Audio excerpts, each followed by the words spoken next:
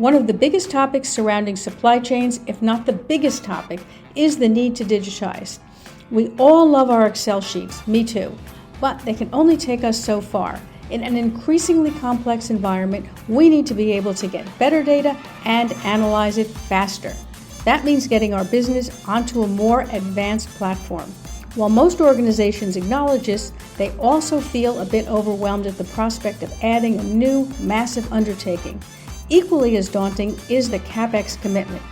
And then there's all the warnings that most digital transformations fail. Fortunately, one of the biggest but least acknowledged changes in technology is that it is actually getting easier and less expensive for companies of all sizes to get on board. I'm Jane Singer, and thank you for joining me here on A Seat at the Table.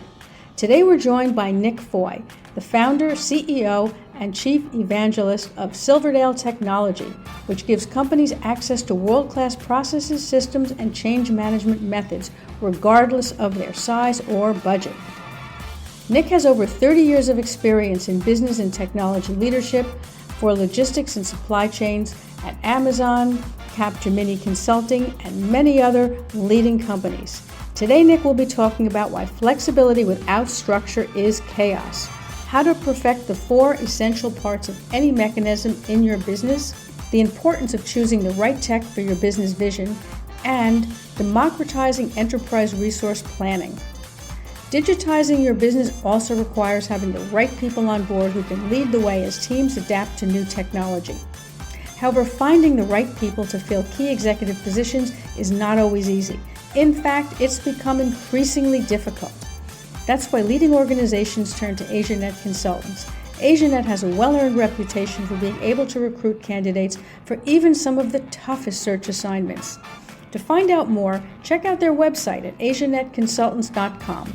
I'll also leave a link in the show notes for this episode. Meanwhile, let's join Nick and learn how we can identify the right tech and implement it in the right way. Nick, thank you so much for joining us here on A Seat at the Table.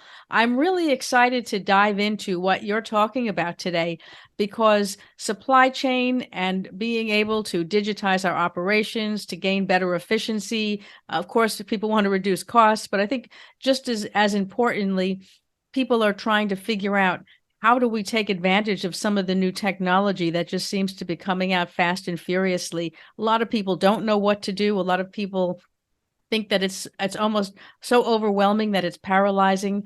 So I'm really looking forward to getting your expert views on this. Yeah, well, Jane, it's great to be here, and it's such an interesting topic. As we record this session now, I'm actually on site with one of our clients who's a manufacturing client. And they're so, I think, representative of the general businesses who really struggle in this area. Small, medium-sized businesses producing a fairly niche product, running some old systems, running on Excel spreadsheets or Google Sheets or wherever your manufacturing system might be today. And then trying to conceive of, well, what could this look like?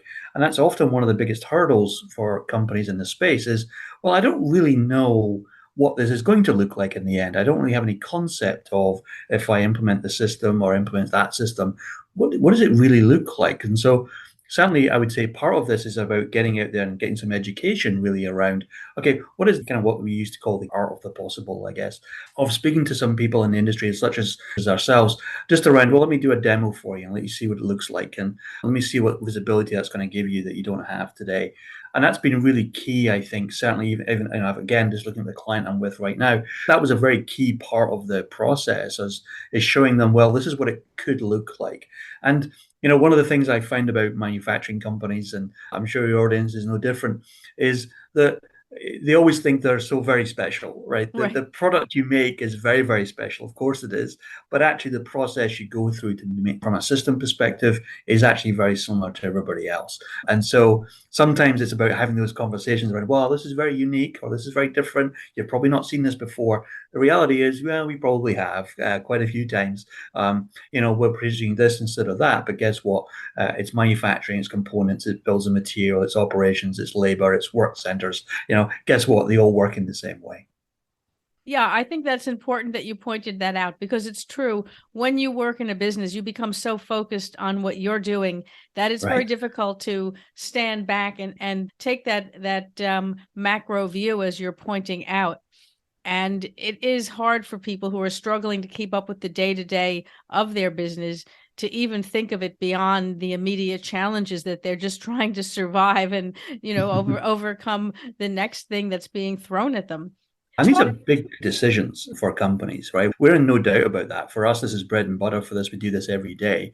But for a lot of businesses and a lot of our clients, this is the biggest decision, the biggest project they're going to run for probably, a generation in a Wow. lot of cases. So this is, these are big, big decisions. And you're right, they're also trying to make this big decision whilst trying to run the day-to-day business. And that's really tough.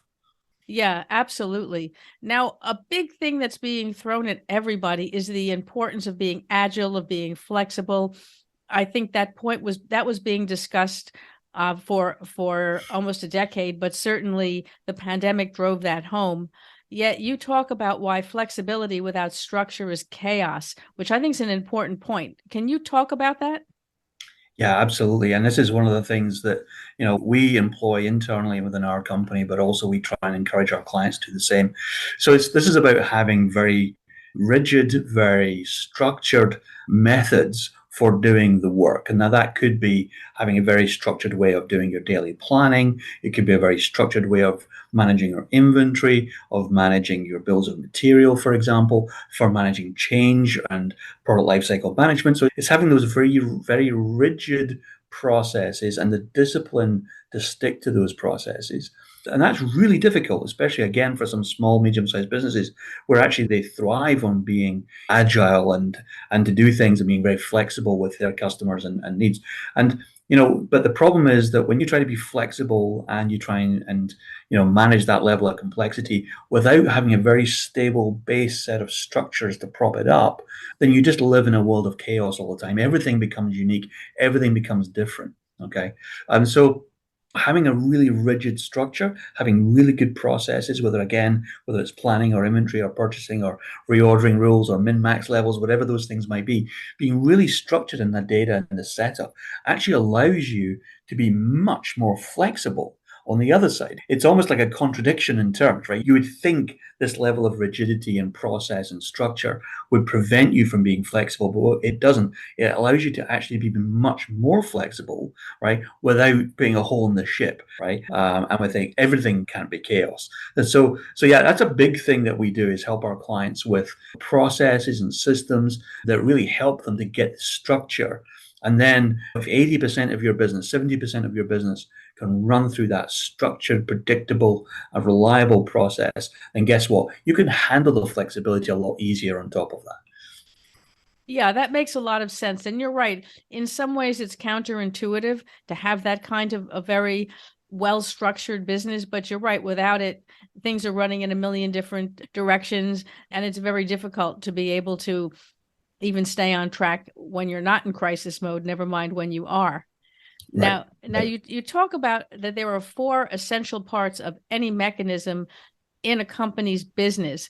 And there's a way to sort of make them more perfect them. I'm not choosing the right words necessarily. Can you tell us what you're seeing around that? Yeah, absolutely. Yes, I'll introduce that a little bit. So the idea of mechanisms is something that Jeff Bezos at Amazon instilled into that business a long, long time ago, 20 plus years ago. And we've really taken that on board and we've kind of adopted it. And I would say to a certain degree, kind of made it our own. But really, when we talk about mechanisms, what we're really looking for is four key components. So the first thing we look for is there a process? So is there an A, B, C, D? Is there a way of stepping through a process? That's the first thing, right? Is there a tool that backs up the process? And that tool doesn't have to be a system, of course, that's what we're involved in, but it could be a whiteboard, it could be a Kanban board, it could be a set of post-it notes, whatever your tool is. Does it support the process? Not just support the process, but does it prevent you from going outside of the process? Does it have a degree of error proofing? Okay. So we really look for the process and the tool to support and enforce the process. And then the third thing we're looking for is adoption. So having the process and the tool, but not having adoption, okay, you may as well not have it. If people are Right. not operating the process or don't know how to use the tool or don't have access to the tool, then it was pointless, okay? And then the fourth element of a mechanism is the audit. So once you have the process, you have the tool, then you've got your initial round of adoption. How do you make sure it's doing what you expect it to do? How do you make sure it's continuing to be adopted, that it's continuing to evolve and change as your business changes? And so the audit is making sure that things are staying on track. So when we look at a mechanism, we're really looking for that process, the tool, the adoption, and the audit. And any one of those four things being missing, don't be surprised that what you think you fixed, you didn't fix, unless one of those all four things are in place. So when we look at problems, clients come to us with issues, we are literally looking for those four things. Do they have a process? Do they have a tool? Do they have adoption across the business? And do they have a way of auditing it? And then we work with them to help put those things in place. I think that's a really great way to look at it, because I don't think people sort of break it down in that way, and understanding the role that each process plays in being able to create, as you said, a mechanism that actually functions. And as you said, you want to look at it and make sure it's still on track, just like you'd be checking any kind of a more mechanical part of a machine Right. or so forth, right? To make sure that it's operating smoothly and, no potential breakdown, so to speak. So, Yeah, and that's the old adage of good intentions don't work, mechanisms do. That's a very right. good Jeff Bezos quote. And good intentions, we all do it, right? I've probably done it 5 times today already with my team of saying, yeah, we should do something about that, yeah, right? And whenever you hear someone saying that, or you say it yourself, we should do something. Well, guess what? That's just a good intention, right? It makes us feel better for a few minutes, and we all go out with a meeting and thinking we solved something. Actually, we didn't. A week later, the same thing happens again. And we all look at each other going, didn't we do something about this last week? We talked about this last week. Yeah, we did, but there was no mechanism in place. There was no process, no tool, no adoption, no audit. So guess what? Don't be surprised that it happened again. So then what you're suggesting, if I'm hearing you correctly, is that when something comes up, rather than saying we should do something about it, you have to, at that point, sit down and decide what you're going to do about it, and then create those four parts of that That's right. mechanism. That's right. That's right. You got to force yourself, and you actually have to force yourself to ask that exact question. What is the mechanism to make this happen? Okay. And now certainly within my company and with a number of our clients now, when we do stop and pause and ask that very same question, what is the mechanism to get this done? Then you actually see people sitting back and going, okay, do I have a process? Do we have the right tool? Do we have adoption? How are we going to ensure adoption? How do we make sure it's still happening after the fact? So you actually see people start sitting back and thinking, okay, about how am I actually going to get this thing done, rather than just saying, yeah, I'll go do something. Well, that doesn't really help. Yeah, absolutely. And I mean, I'm guilty of that as well. And you're right. That's why nothing gets done. Right. Right? You just keep circling back to the same That's things, it. right? Absolutely.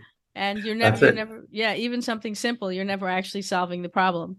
Yep. That's it. Correct.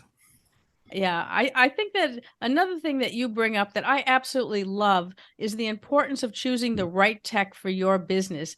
And I think that nowadays, in particular, there has been an explosion of new technology and new tech products onto the market, and the existing products have continual new features coming out. It's really a lot for anybody to be able to parse, never mind be able to actually figure out what's right for their business. And yet, as you point out, if you don't choose the right technology, sometimes you're better off with no technology. Yeah. Yeah, no, absolutely. Yeah, the worst position to be in is being stuck with a piece of technology you're just not happy with. And, unfortunately, we do see that quite a lot where, 5, 10 years ago, the technology was fine for the business. Either the business grows or changes, or the technology doesn't change or goes in a different direction. Suddenly it's not quite as useful as it used to be. So certainly one of the things that we try and counsel people in is not just choose the right technology, but choose the right number of technologies as well.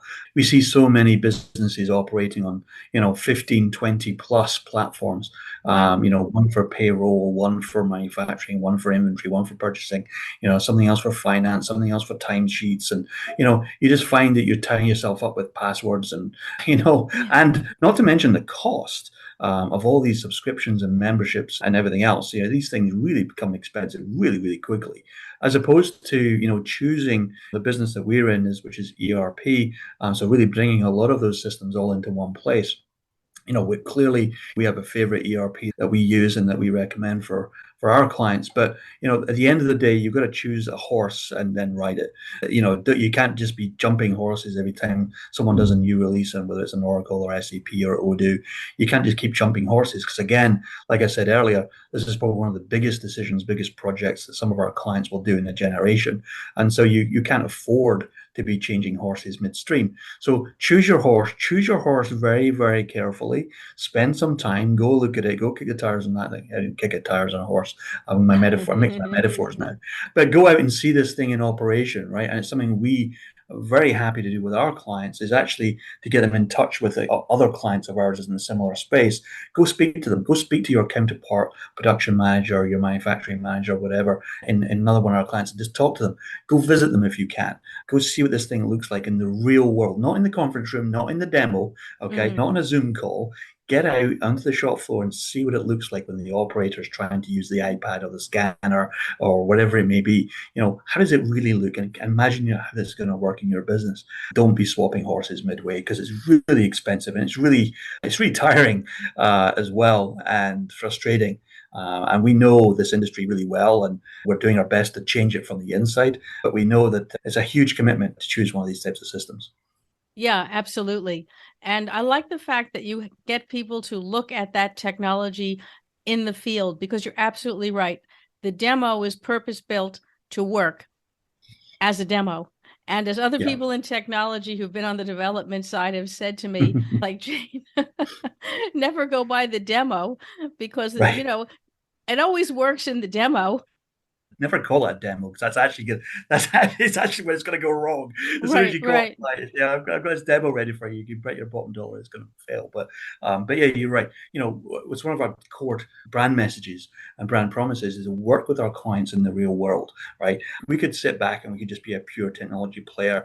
We could sit in the background and simply sit and play with code all day. Well, we could do that, right? But that doesn't really float our boat, right? What really floats our boat is being able to connect the real world with the back end technology.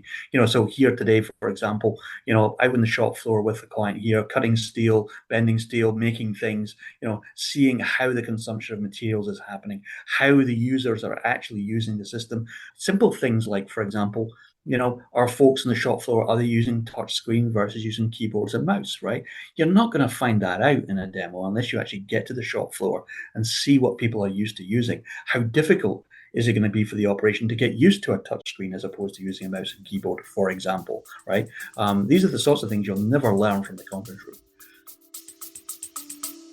We're going to take a quick break now, and then we'll be right back. We were hiring when we were making 50 to 100K monthly losses. And why? Welcome to episode 1. I can't think of a single founder who's been around for a decent amount of time in business who hasn't had their tunnel of year. This was that year. We're going to be okay, yeah, Sheree. Some are going to hear this and think, you TDP. But hear me out. You only have to do the math to understand that very soon we were $500,000 down. Yeah, I think that's really excellent advice. And we tell our clients, doing this kind of project is like going to the dentist, right? You need to, it's going to hurt, but it's worth it in the end. And that's what we try and tell our clients is, look, you know it's the right thing to do. It's going to be good in the end. But yeah, during the implementation, yes, it's going to be painful. There's no two ways about it, right? I can't make this painless, okay? What I can do is try and make it as painless as possible, but it is a pain, and there's no point shying away from that. Anyone who tells you differently, I think, is, isn't being truthful. Right. Yes, I think that's a good point. And I think that if you're honest with people up front, they go into it with the right mindset. Right. Now, we've been talking, of course, about the cost of implementing a system, any system.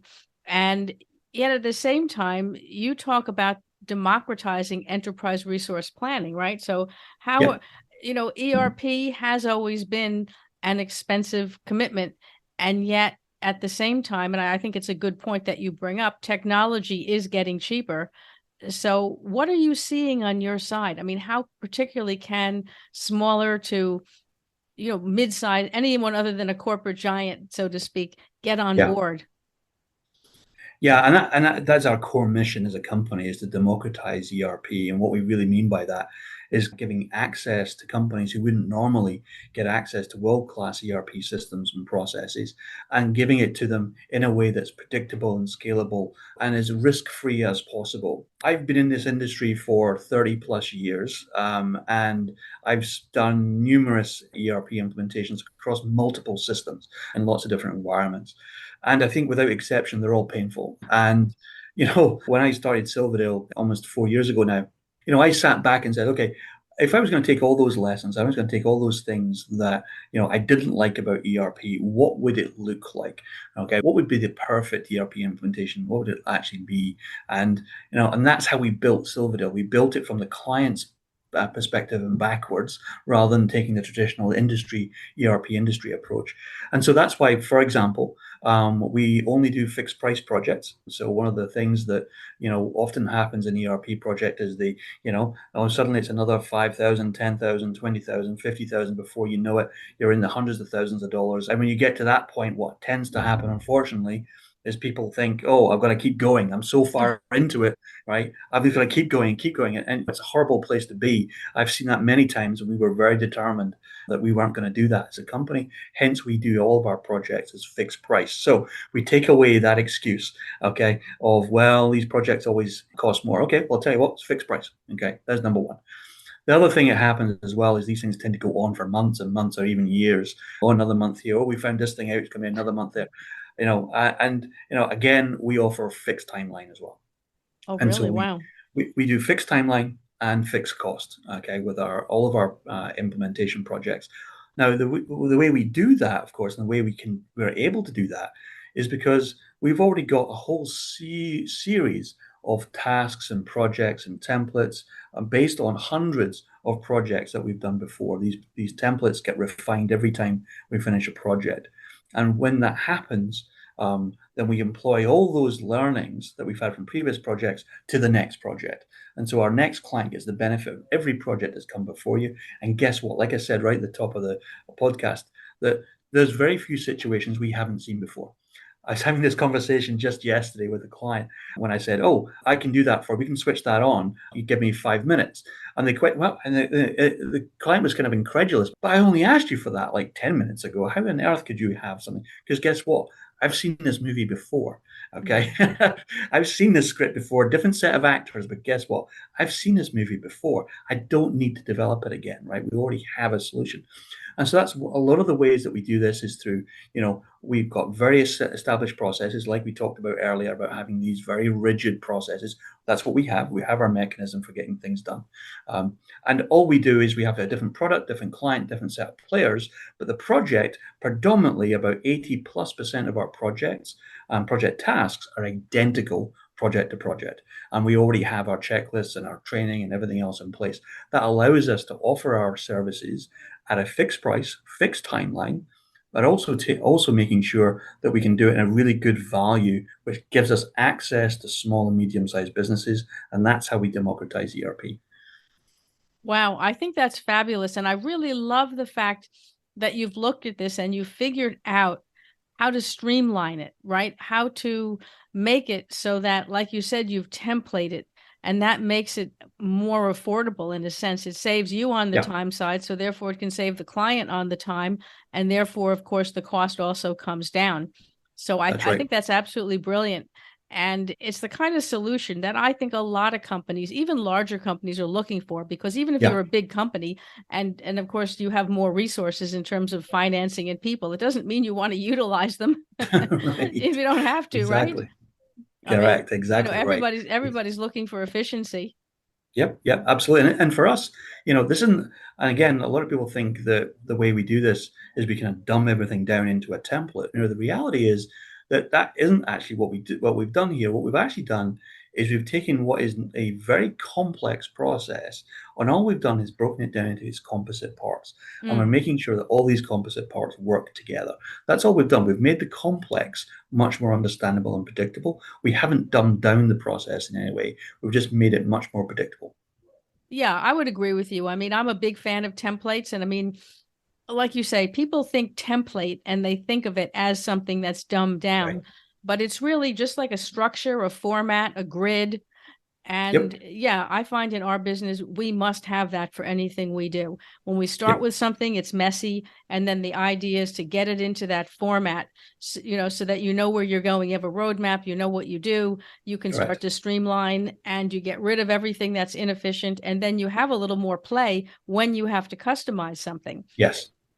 Exactly So right. I think what you're doing is very smart. And it's really, like you said, it's what's changing the game for everybody who needs to get onto this, but doesn't have, right, multi-million-dollar budgets to be able to throw Absolutely. at this.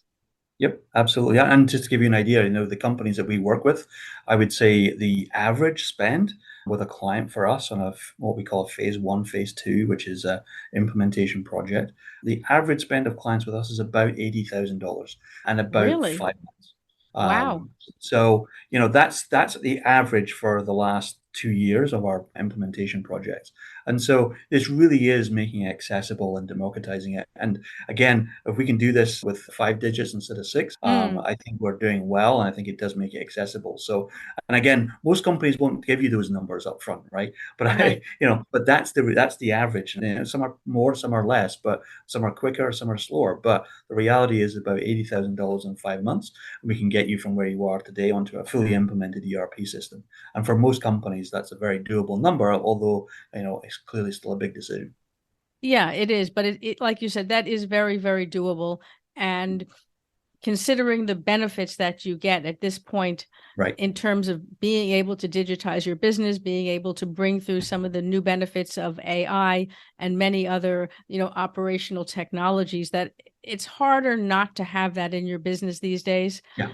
The pressure to integrate with other people who are using these things is increasing. So it becomes difficult not to have that. It's almost like other technologies that came along when you weren't, in the old days when people didn't have email, let's just say, they were like, oh, we Right. don't really use that, or we don't have That's the right. internet, or whatever it is. Yes. Yes. I mean, those are, of course, a lot more simplistic to put on than ERP, but the same thing. You at a certain point become an outlier, and it becomes Yes. harder for Correct. you to get business and to function. That's right. And I would also say as well, also really difficult to hire people as well who Yeah. aren't used to that now. I would say, people are coming in, with experience and using these types of systems, and they come into your business and you're sending emails and faxes and, managing your business in your Outlook inbox. Right. It's people really struggle with that.